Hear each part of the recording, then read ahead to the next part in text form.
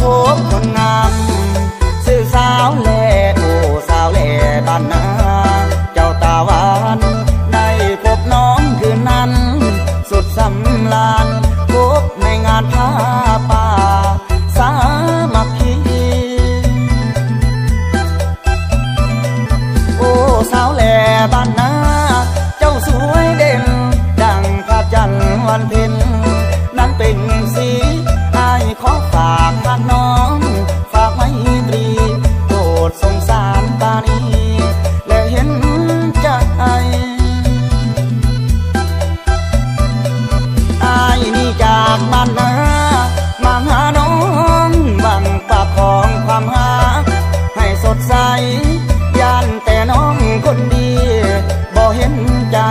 คือตีว่าอ้ายยากจนคนบ่มีอ้ายจะหาเงินทองมาขอแต่งถ้าดองแพงอ้ายพร้อมจะไปขอให้น้องคนดีตั้งตารอน้องจงรอวันนั้นวันวิวา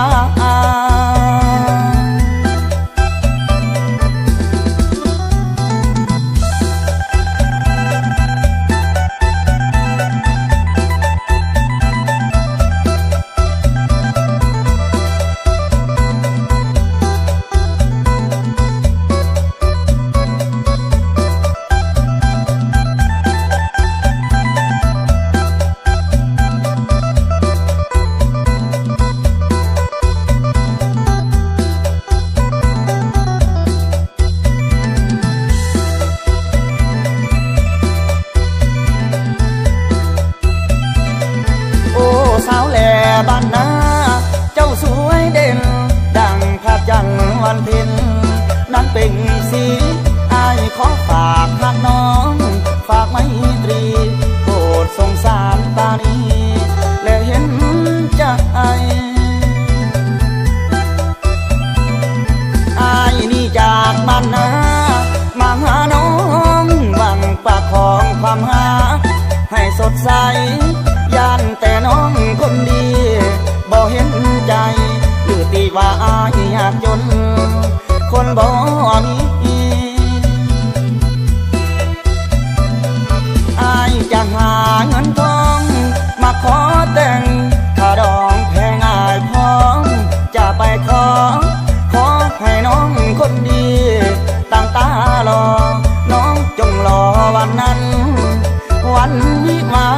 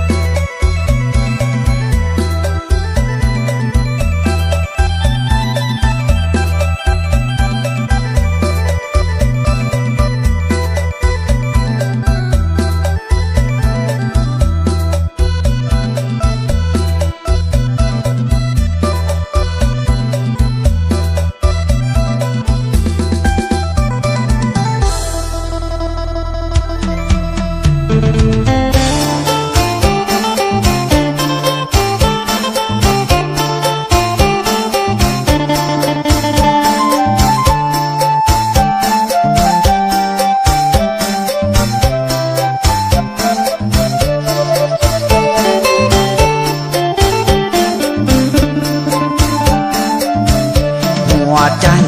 สิวายคิดฮอดลายเด้คนตางอนป่านนี้สาวแก้มอ่อนอ่อนคนตางอนลืมอายหรือยังเคยเว้าเคยหยอกเคยได้บอกฮักกับน้องนางลืมอายแล้วบ่เอวบางในเมื่อนางจากอ้ายไปดนหัวใจสิดนคิดฮอดหน้ามนเดลากำแพงเมื่อยามคอยคำลงแรงคิดฮอดแหงอีหลีหน้ามนคิดฮอดน้องลาคิดขึ้นมารถเป็นปุ่มเป็น วใจลดน้ำโอนต้นคิดฮอดหน้ามนขึ้นมายามใดบางเทื่อจนไม่จนน้ำมันไหลออกตา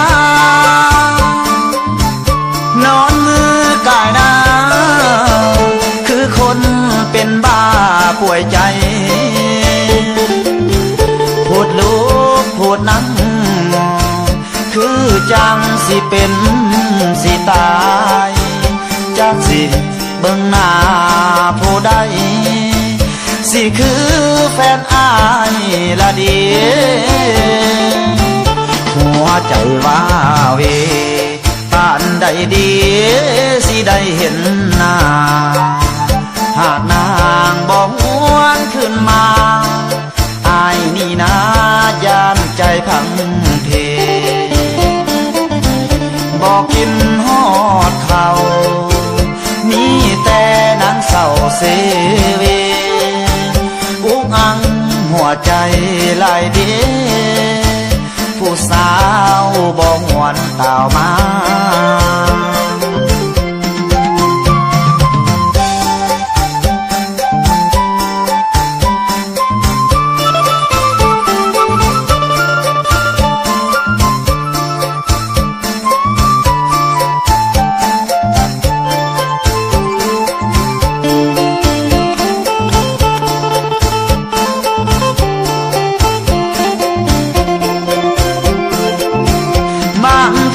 จน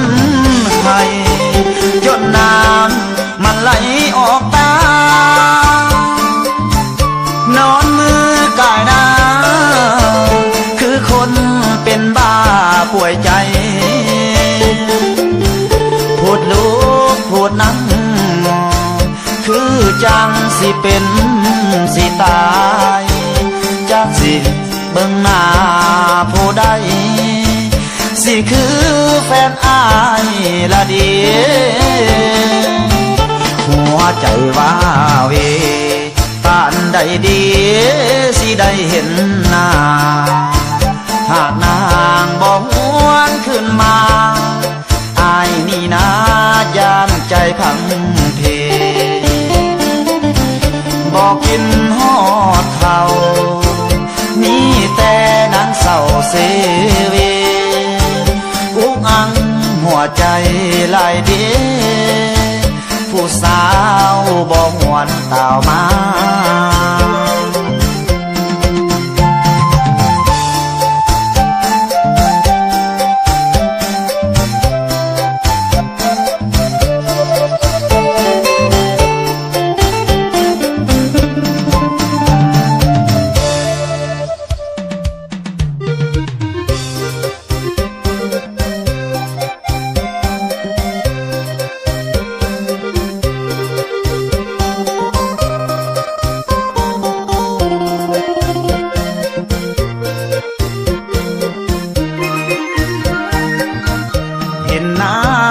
ท่วมหน้าไอ้จริงน้ำตาไหลนองหวังสิแต่งกับน้องเดือน12สัญญาว่าไว้ขายเข้าอยู่นะแล้วจะมาสู่ขอสามไว้เก็บเกี่ยวเข้าหน้าเมื่อไรอายจะไปจัดงานวิวาเห็นน้ำท่วมนาขอเปลี่ยนสัญญากับคนดีอายขอเปลี่ยนทันทีย้อนบ่มีเงินทองดังว่าหวังจะขายเขาจึงต้องเศร้าย้อนน้ำท่วมนาขอเลื่อนเอาไปปีหน้าอายสิมาสู่ขอแน่นอนฝนตกน้ำจนไหลล้นบ่าไหลล้นขึ้นท่วมทุ่งนาไหลท่วมป่าไหลท่วมดงดอนหน้าทุ่งนา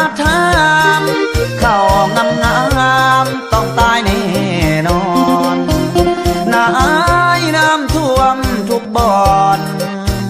งามงอนจงได้เห็นใจเห็นน้ำท่วมนาขอเปลี่ยนสัญญาสิได้บอกขอให้น้องคอยรอจะไปขอน้องนางปีใหม่ปีนี้ผิดหวังแต่ก็ยังปีหน้าต่อไปน้ำเก่งบ่ท่วมดังใจอายจะไปสู่ขอน้องนา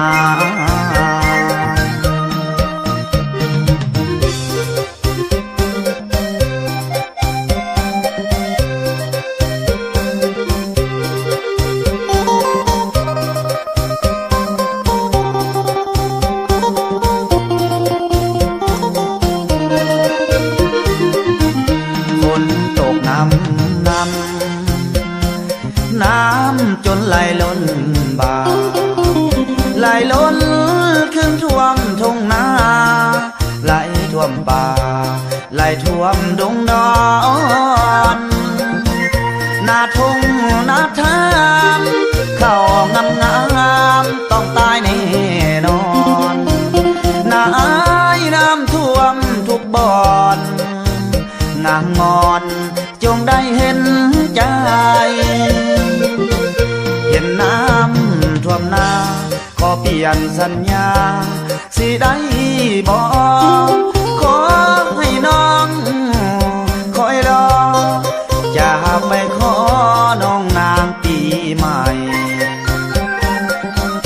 ปีนี้ผิดหวังแต่ก็ยังปีหน้าต่อไปน้ำเก่งบ่ท่วมดังใจอายจะไปสู่ขอน้องนา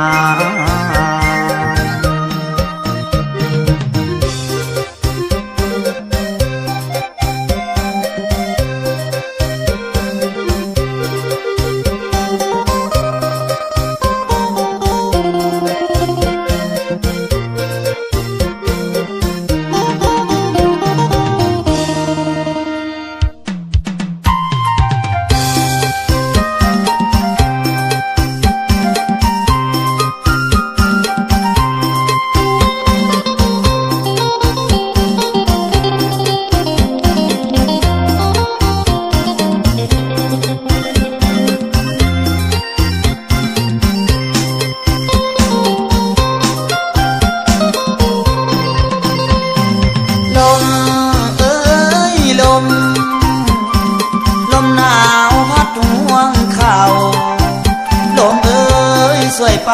บอกสาวให้กาบ้านเฮาปีนี้เขาเหตุงานอยู่เมืองไทยอยู่แขวงสุราษฎร์ธานีอ้ายมานั่งคอยคนดีอยู่ที่แคมป์ของมองเก่า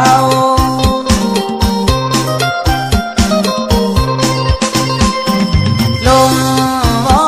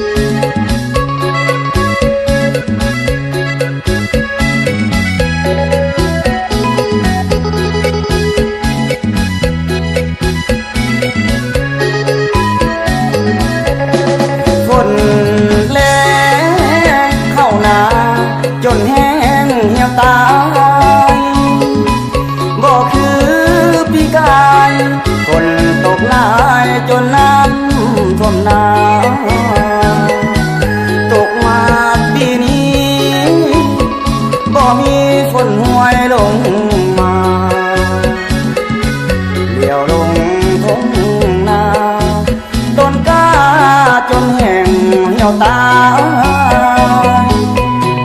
ปีกายน้ำท่วมหมดจอยบ่เหลือพอน้อยจนค่อยหัวใจสิวายขอเปลี่ยนสัญญากับน้องลาเอาไว้ปีกายปีนี้ขาดแห่งโศกหายต้นกาเหี่ยวตายบ่ยางเหมือนดังสวรรค์นั้นมากันเกบ่ท่วมพัดแล้งหมดแห่งหมดสิ้นความหวังสัญญาปีกายสุดท้ายก็ต้องพิพังปีนี้บ่ได้สมหวังน้องนางเป็นใจได้นะฝนแรงน้องคงบ่แรงน้ำใจให้น้องสาวไว้กดใจเอาไว้ปีหน้าบ่ท่วมบ่แรงได้แต่งอีหลีแก้วตาปีนี้อดไว้ก่อนนะปีหน้าสิแต่งแน่นอ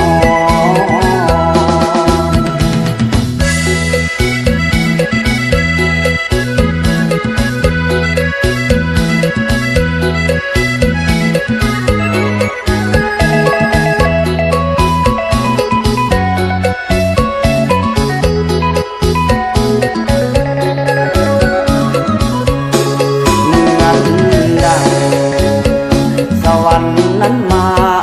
กันเกบ่ท่วมพัดแล้งหมดแห่งหมดสิ้นความหวังสัญญาปีกายสุดท้ายก็ต้องพิพังปีนี้บ่ได้สมหวังน้องนางเป็นใจได้นะฝนแรงน้องคงบ่แรงน้ำใจให้น้องสาวไว้กดใจเอาไว้ปีหน้าบ่ท่วมบ่แรงได้แต่งอีหลีแก้วตาปีนี้อดไว้ก่อนนะปีหน้าสิแต่งแน่นอน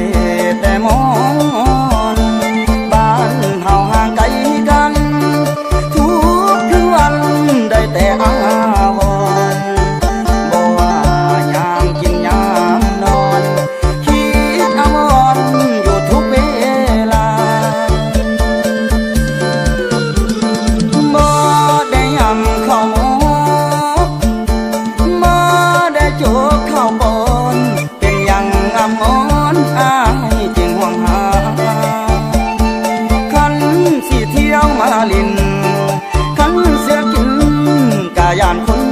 สากินควายกะสร้างมันดอกลา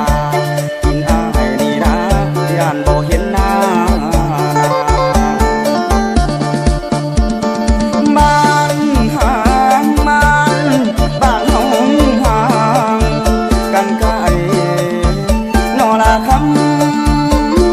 ใจ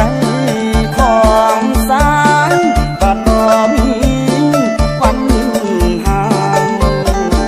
คันเมื่อยามกินข้าวเหมือนมีเงาน้องนั่งเฮียงข้างยามนอนก็ฝันเห็นนางหวังแอวบางบ่มีหวังวายให้น้องอดสาเยือนกินข้าวต่างเคียงแน่เด้อนางให้น้องอดสาเยือนกินดีต่างกะตายคอยอายก่อนเถิดนะน้องแก้วตางาอย่าเฝ้าเปิดนายให้อดสาธาบักไอ้พอสิได้แต่งดอก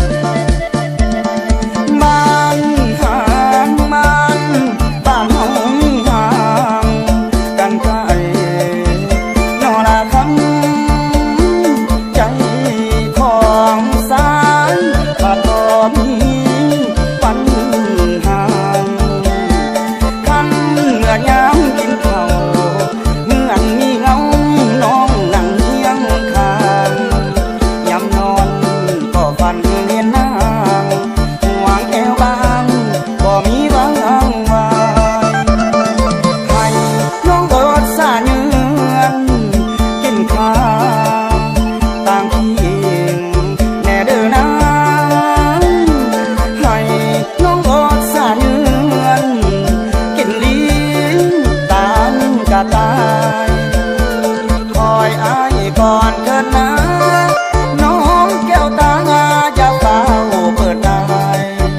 ให้อดสาธาบักไอ้พอสิได้แต่งดอก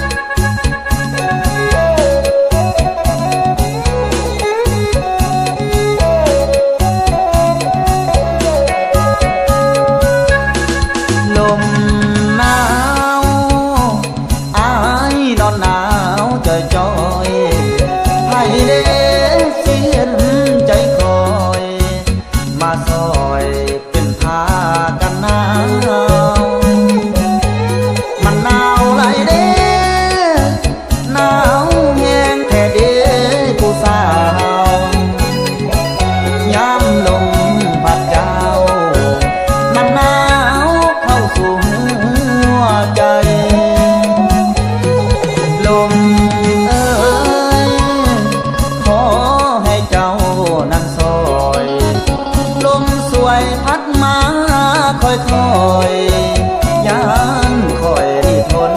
บ่ไหวมันหนาวจ้อ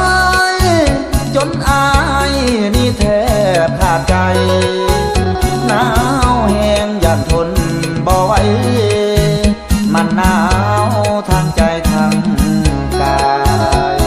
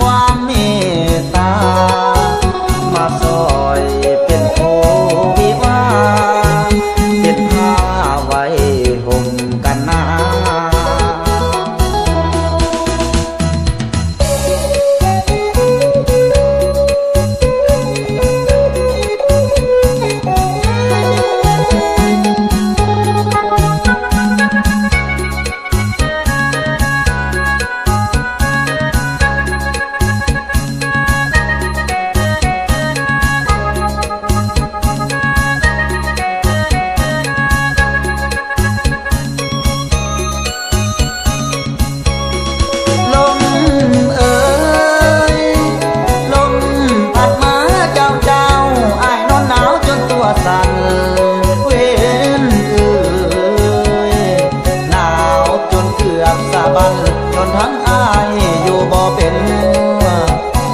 ไผสิเห็นใจอายมาเคียงกายให้อายอุ่น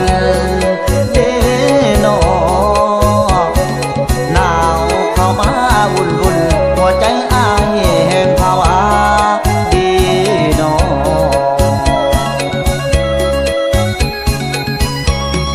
ลมหนาวจนอายสะบัน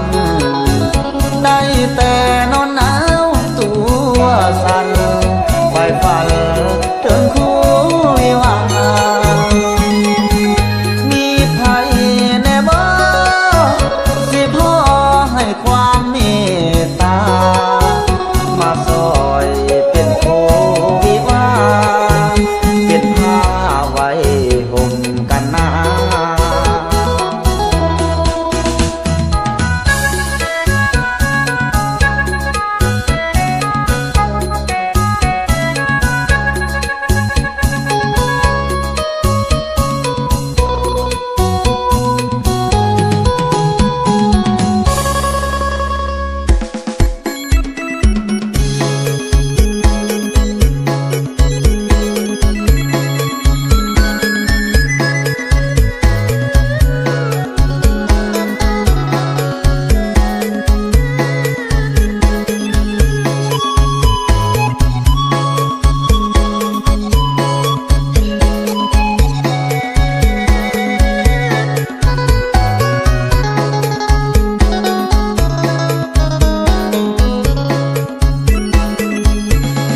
ใจแห้งแห้ง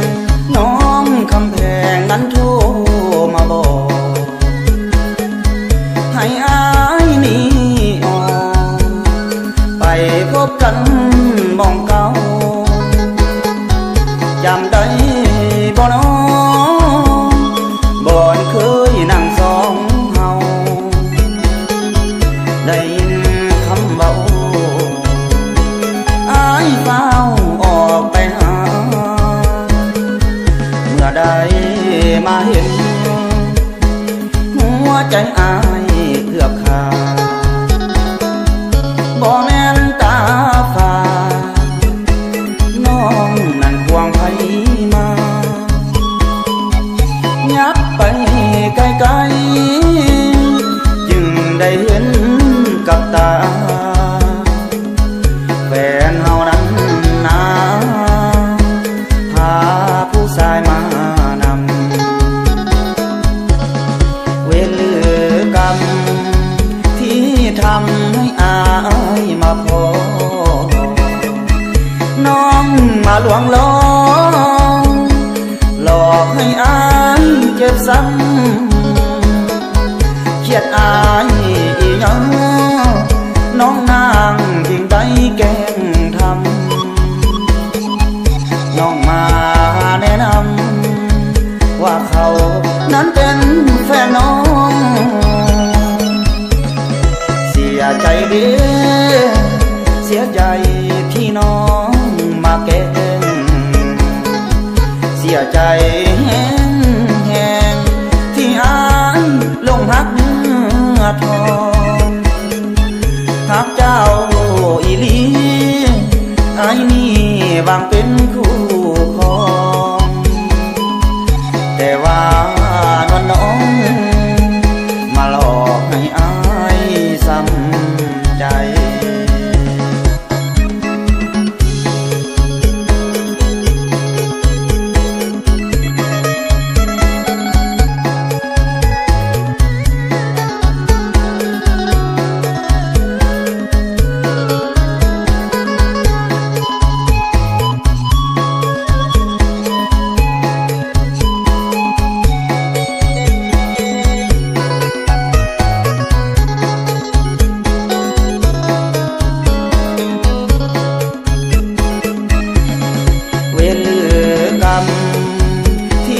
ทำให้อา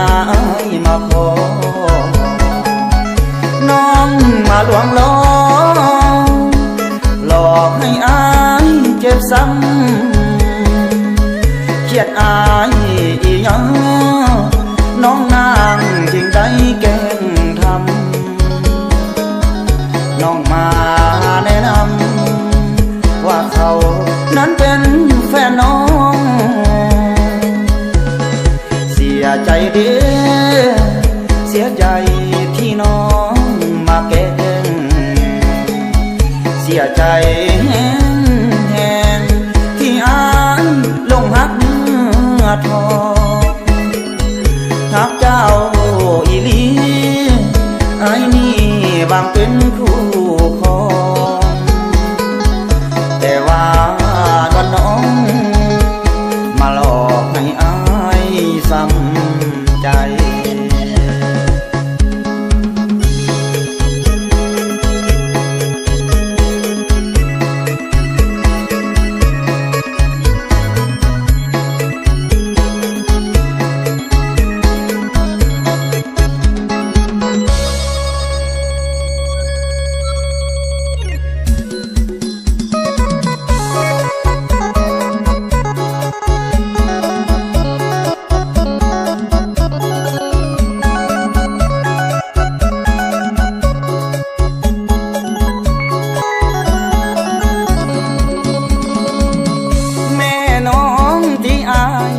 จนเงินทองทุกอย่างปากห้องแล้วบอกให้น้องแยกทางต้อยต่ำติดดินทรัพย์สินบ่มีจากอย่างพ่อแม่น้องเลยกันกลางทนทางหักเลยมืดมนอายนี้บ่โทษเจ้าดอกการนาเพราะอายนี่นะเกิดมาเป็นคนทุกข์จนพ่อแม่ของน้องก็ต้องห่วงลูกของตนห่างนางได้พอคนจนอนาคตมืดมนมนใจหน้ามนอายนี่จนเหมือนแม่น้องเก่าคำแม่น้องว้าวสายยังจำไว้ในใจตัวว่าจนก็ต้องถอยไปให้ไกลคำนี้แม่น้องบอกให้มันเจ็บหัวใจคนจนชาตินี้บ่มีบุญวาสนาสุขเถิดจานดาอ้ายลาก่อนนะนามนชาติหน้าถ้ามีอ้ายนี้ขอพบอีกคนชาตินี้อ้ายเกิดมาจนจำต้องทนห่างลาน้องไป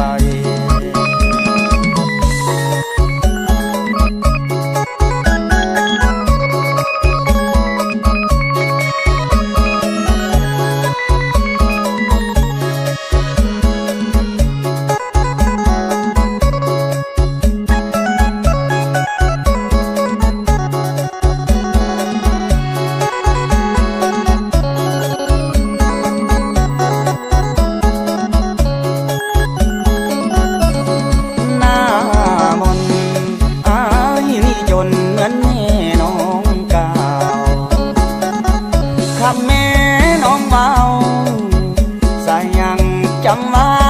ในใจตัวว่าจนก็ต้องถอยไปให้ไกลคำนี้แม่น้องบอกให้มันเจ็บหัวใจคนจนชาตินี้บ่มีบุญวาสนาสุขเถิดตานนาให้ลาก่อนนะนามนชาติหน้าถ้ามีอ้ายนี้ขอพบอีกคนชาตินี้อ้ายเกิดมาจนจำต้องทนห่างลาน้องไป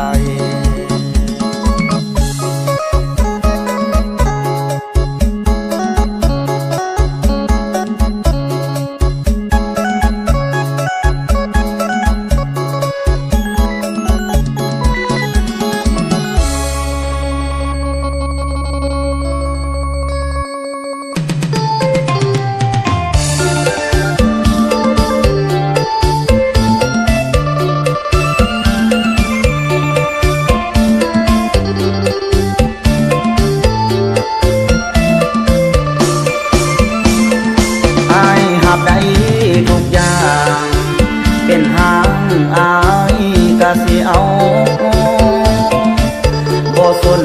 คนเว้าสิเอาเจ้ามาเป็นเมียสิทำหน้าที่ผัวที่ดีบ่ให้ตกเหียสิบ่เฮ็ดให้เสื่อมเสียคือผัวเก่าเจ้าดอกตะวันถึงแม่น้องผ่านสายหลายคนก็หาห่วงแหนก็น้องนั้นแม่นคนที่ใจอายต้องการอดีตผ่านมาบ่ว่าบ่คิดถึงมันเรื่องราวเจ้าทุกเหตุการณ์ผ่านมาให้มันผ่านไปบ่ตีบ่ว่าถึงว่าน้องสิเป็นหางสิหากเพียงนานหากเจ้าสุดขั้วหัวใจแม่ห้ามคือเจ้าแต่ยังงามทุกส่วนห่างกายมาถือใจคักหลายสิเอาให้ได้คือว่าอายหาบใจทุกเรื่องบอกเรื่องสายตาของคนให้เว้าบ่สนหักหน้ามนบ่คิดอยากลางามดีทุกบอนหวังนอนอยู่ห่วงสายคาสิเป็นแม่ห้างกะยาหักคือว่าละดื้อคนดี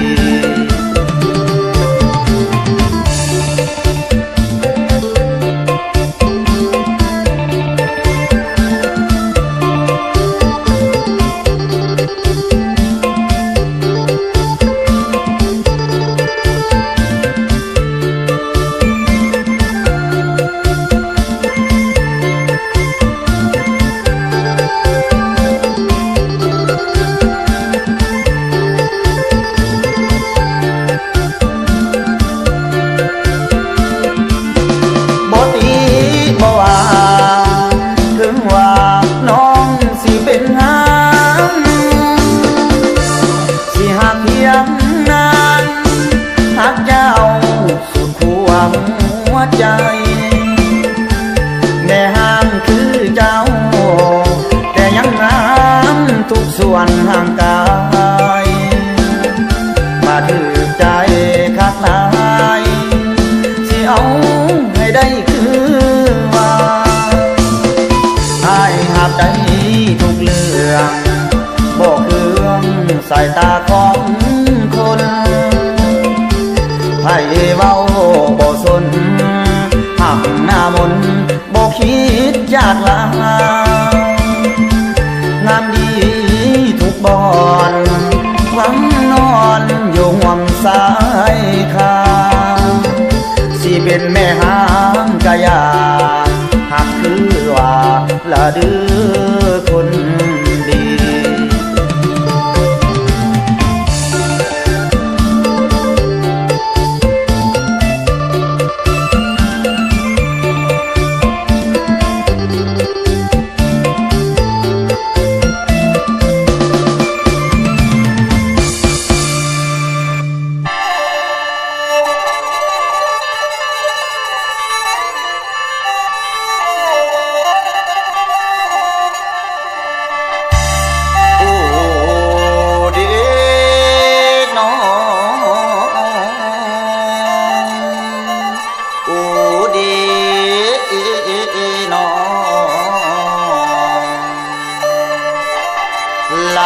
ฝากเสียงลำนี้ถึงคนดีที่ไกลถิ่นละสาวผู้ไทยสู่บางอายผู้ไกลบ้านดอกถิ่นเฮา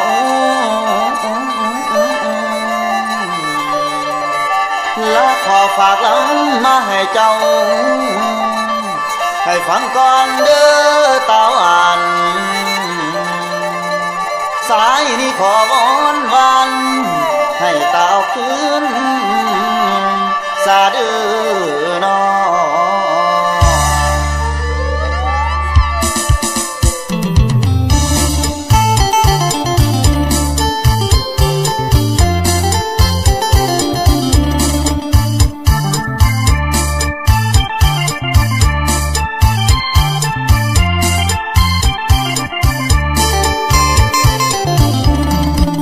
สาวผู้ไทยน้องจากไปไกลถิ่นไปอยู่แดนดินบ้านเพิ่นเมืองเขาน้องอย่าลืมถิ่นฐานบ้านเฮาน้องอย่าลืมถิ่นฐานบ้านเฮาขอให้น้องเจ้าจงกลับคืนมาแดพ่อและแม่นั้นก็คอยหาเจ้าตอนนี้เพิ่นเฒ่าบ่มีคนดูแลขอให้น้องอีตนเพิ่นแน่ขอให้น้องอีตนเพิ่นแน่กลับมาดูแลก่อนจะสายเกินไป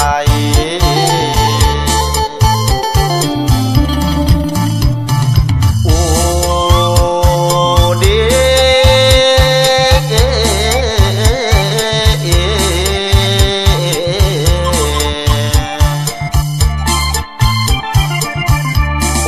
สาวผู้ไทยเอ้ยโอเดสาวผู้ไทยเอ้ย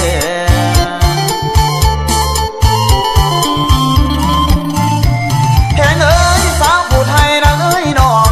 ยินบ่น้อนังเสียงอายลำผู้ไทยอายเอิ้นทรงผู้งาม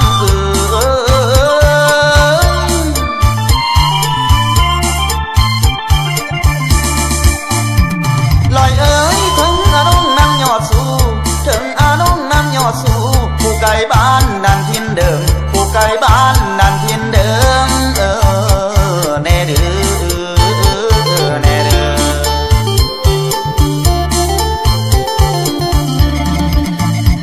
แพงเอ้ยสาวผู้ไทยนางเอ้ยน้องคันได้ยินนางเสียงนี้ให้คนดีจงคืนก่อนผู้งาม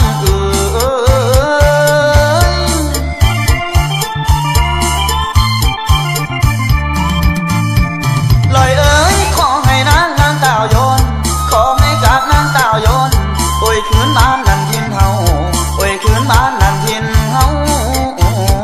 แน่เด้อแน่เด้อ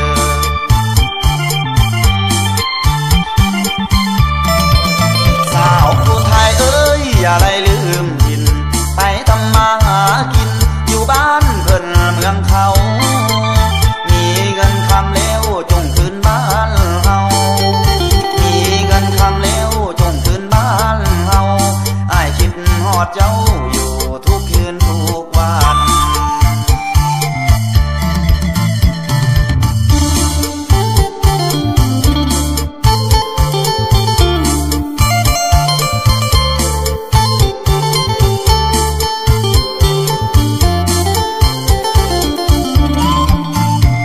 แพงเอ้ยสาวผู้ไทยนางเอ้ยน้องคันได้ยินนางเสียงนี้ให้คนดีจงคืนก่อนผู้งาม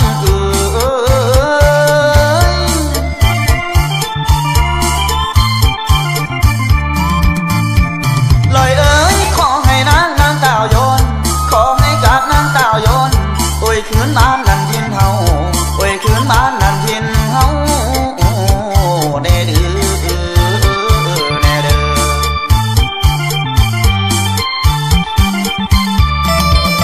สาวผู้ไทยเอ้ยอย่าได้ลืมถิ่นไปทำมาหากินอยู่บ้านเพิ่นเมืองเขามีเงินคำแล้วจงคืนบ้านเฮามีเงินคำแล้วจงคืนบ้านเฮาอ้ายคิดฮอดเจ้าอยู่ทุกคืนทุกวัน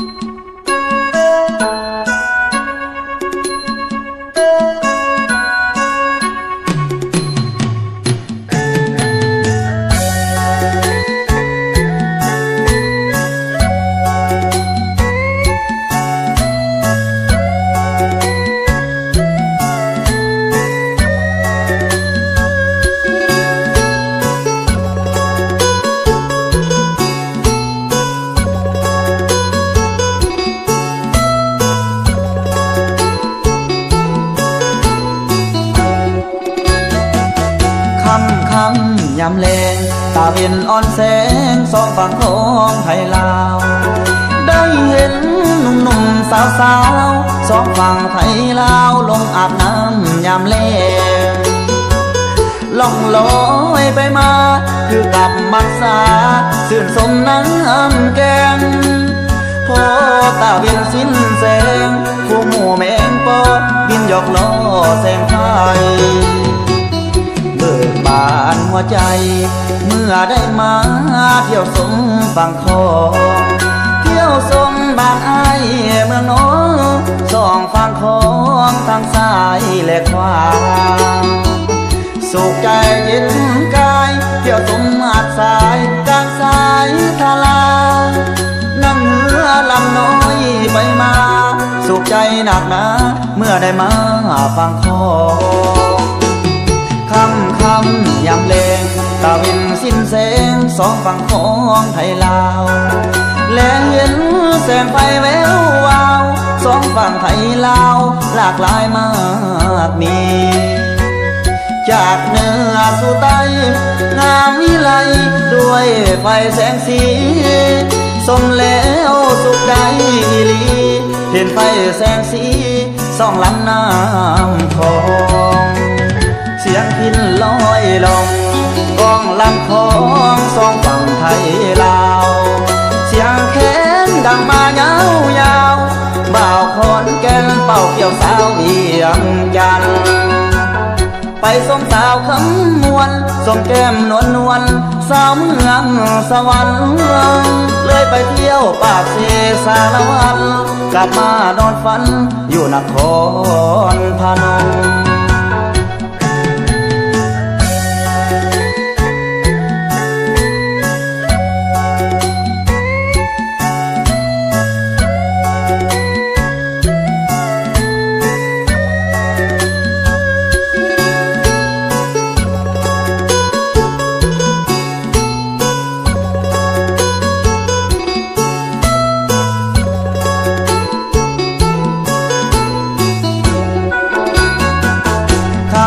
มยามแลงตาเวินสิ้นแสงสองฝั่งของไทยลาว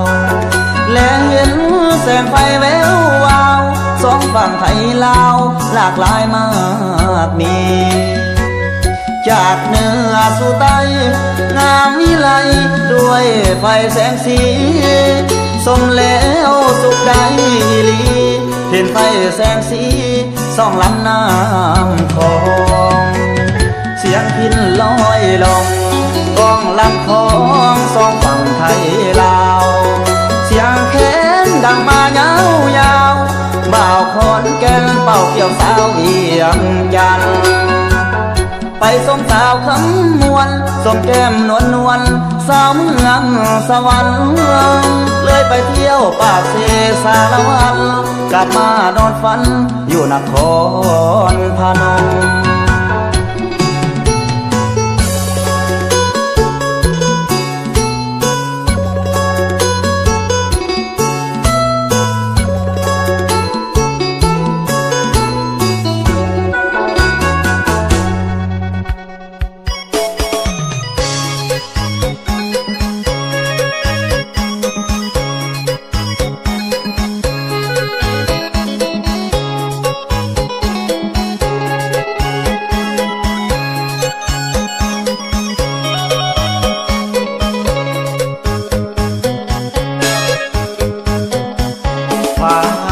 เห็นใจ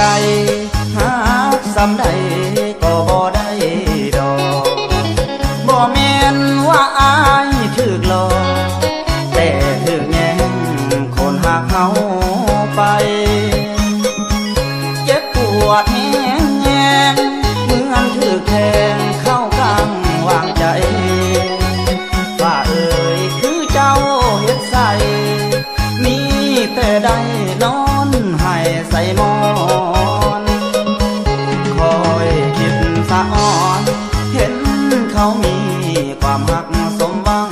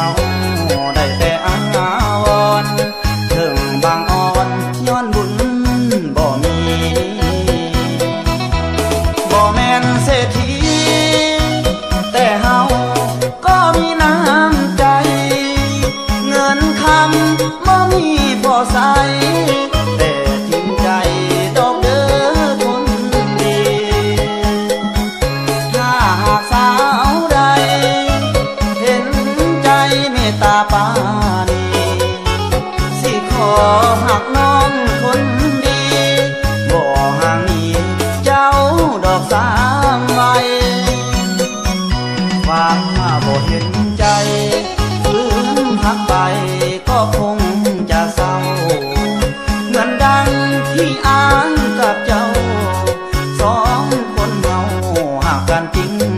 ใจมาถึงวันนี้น้องคนดีเป็นได้จังใดมาถือคนอื่นเอาไปมันเจ็บในใจของอายบ่เศร้า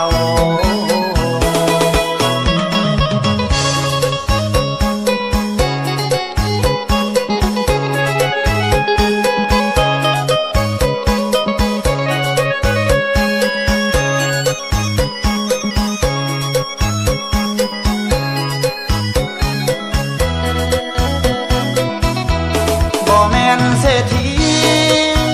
แต่เฮาก็มีน้ำใจเงินคำบ่มีพอใส่แต่จริงใจดอกเด้อคนดีถ้าหากสาวใดเห็นใจเมตตาปานีสิขอหักน้องคนดีบ่ห่างหนีเจ้าดอกสาฝากมาบ่เห็นใจฝืนหักไปก็คงจะเศร้าเหมือนดังที่อ้างกับเจ้าสองคนเราหากกันจริงใจมาถึงวันนี้น้องคนดีเป็นได้จังใดมาถือคนอื่นเอาไปมันเจ็บในใจของอายบ่เศร้า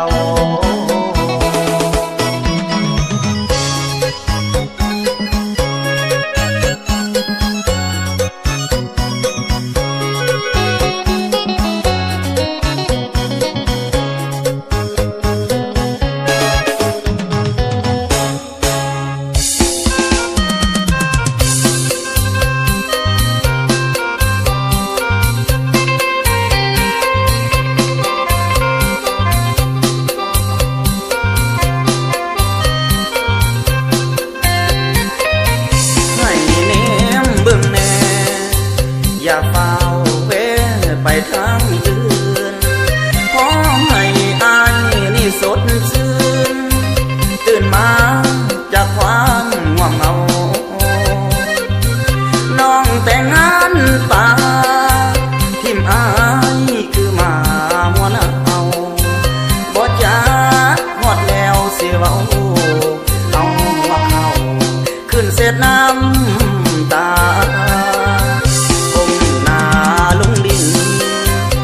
เป็นดินคุมตัวบ่ได้อยากให้แต่น้ำมันไหลออกตาสิมีไผเด้สิมาเป็นหมอรักษายามใจอ้ายเจ็บขึ้นมาไผสิเอายาทาแผลใจอายแนมเบิ่งแน่สามใจไอ้ไว้คิดฮอบ่ได้อยากกอดบ่ได้อยากคิดทำลายแต่นี่หัวใจของอาย